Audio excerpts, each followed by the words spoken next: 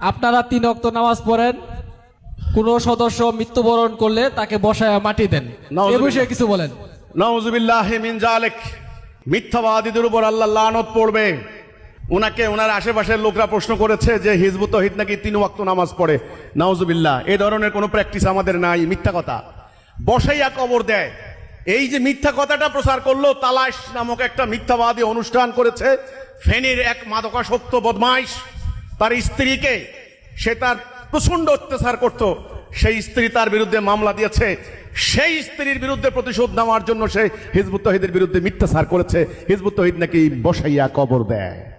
আচ্ছা, আমাদের সারা দেশে হাজার হাজার ভাই বোন ইন্তেকাল করেছেন, তাদের কি জানাজা হয় নাই? সারা দেশের মানুষ কি দেখে নাই? আচ্ছা, কবর দেওয়ার ব্যাপারটাকে গোপনে কবর দেওয়ানো যায়? জানাজার ব্যাপারটা কি গোপনে করা যায়? এটা প্রকাশ্য সমাজের মানুষ দেখেছে।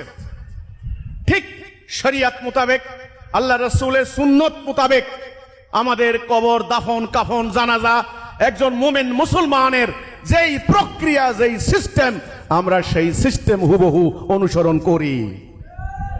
যারা বলেছে বসাইয়া কবর দেয়, ওদেরকে বলবেন তোমার কাছে কোনো প্রমাণ আছে? যদি প্রমাণ দিতে পারো তোমাকে 10 লক্ষ টাকা ইনাম দেব, যাও যদি প্রমাণ দিতে পারো। একদম মিথ্যা বানোয়াট এই ধরনের হাজার হাজার মিথ্যা কথা প্রচার করেছে, যেটা আমরা বলি নাই, যেটা আমাদের প্র্যাকটিস নয়, যেটা আমাদের আমল নয়। আচ্ছা বলেন তো, আমরা বসাইয়া কবর দেব কেন? আমাদের কি পাগলে পাইছে নাকি?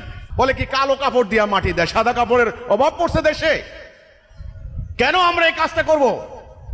মিথ্যা কথা ভাই, এটার কোনো ভিত্তি নাই, এটার কোনো প্রমাণ নাই। আপনাকে ধন্যবাদ।